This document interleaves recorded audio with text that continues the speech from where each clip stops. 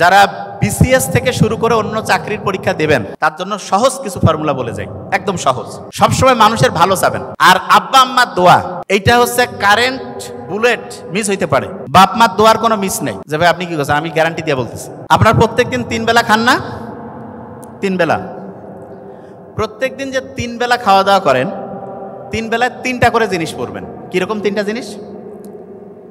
প্রত্যেক বেলায় 3টা ভোকাবুলারি পড়বেন। লিখে ফেলেন 3টা ভোকাবুলারি, সেটা সিনোনিম হোক অ্যান্টোনিম হোক। 3টা অ্যাপ্রোপ্রিয়েট প্রিপোজিশন পড়বেন। অ্যাপ্রোপ্রিয়েট প্রিপোজিশন 3টা, আর 3টা স্পেলিং পড়বেন। জাস্ট 3টা ভোকাবুলারি, 3টা অ্যাপ্রোপ্রিয়েট প্রিপোজিশন, 3টা স্পেলিং, 3টা। আপনি চাইলে, আপনি যদি মনে করেন খুব মাথাটা কম কাজ করতেছে, এক বেলায় শুধু ভোকাবুলারি 3টা পড়েন, আরেক বেলায় স্পেলিং 3টা পড়েন, আরেকবার অ্যাপ্রোপ্রিয়েট প্রিপোজিশন 3টা পড়েন। আচ্ছা, তার সাথে আরেকটা কাজ করবেন। সেটা কি?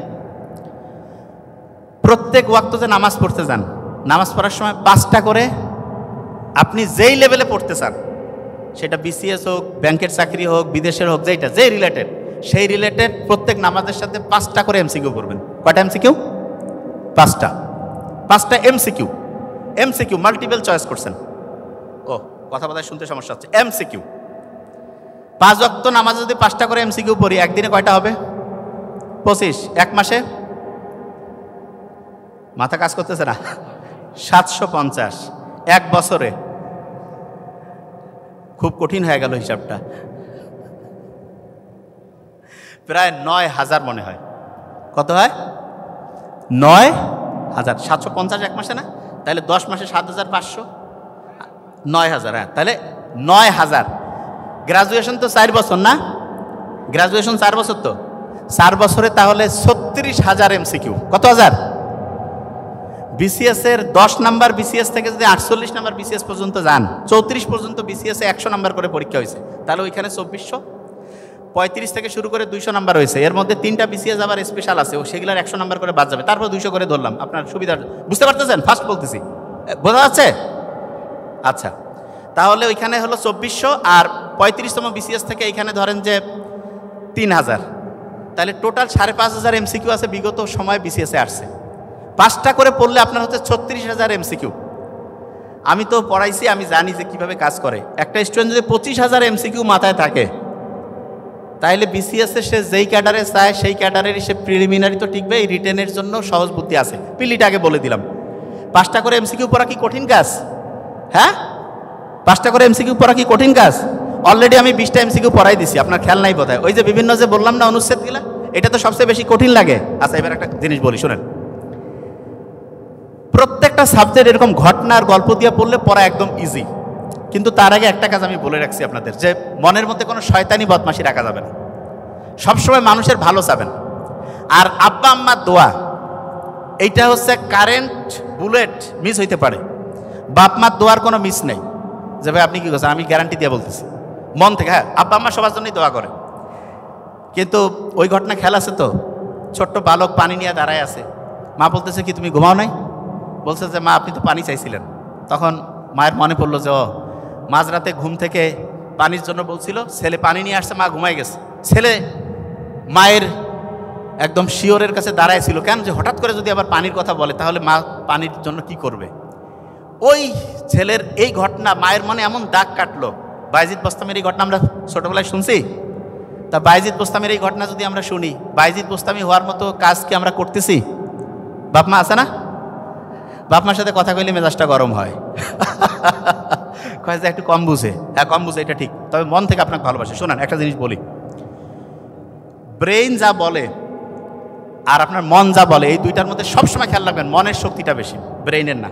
আচ্ছা, আপনি যখন সেজদা করেন, সেজদা চিন্তা করেন তো, মাথাটা আপনার নিচে থাকে, মাথাটা আপনার নিচে থাকে না? আর আপনার এই যে হার্ট, আচ্ছা ওটা তো, আচ্ছা বিয়ের আংটি কোন হাতে পড়ে এটা জানেন?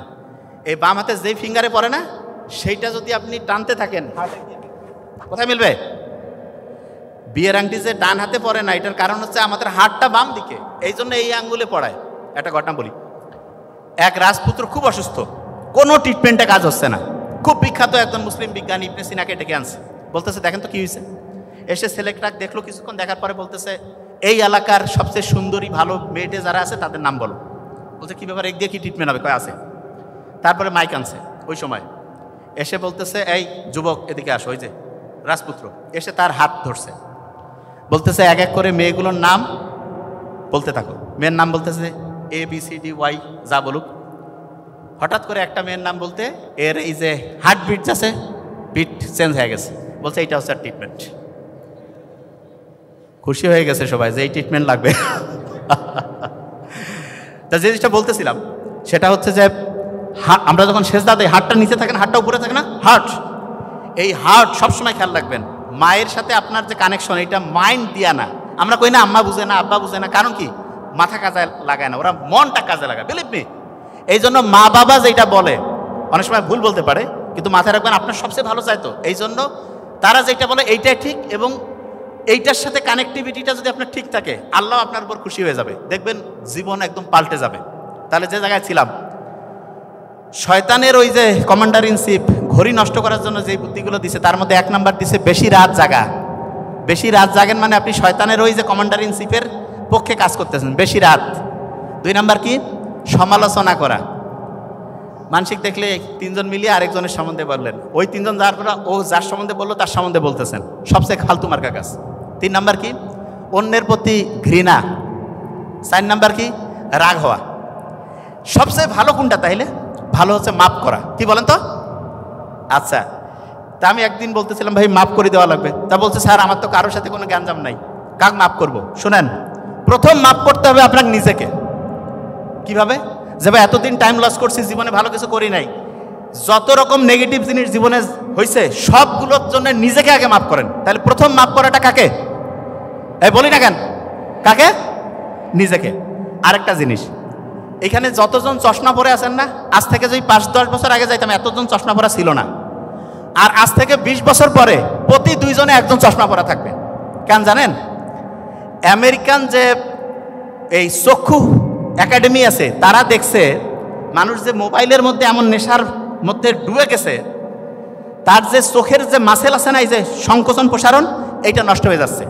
এই কারণে আপনি দেখবেন যত দিন যাবে চশমা পরা প্লেয়ার তত বাড়বে।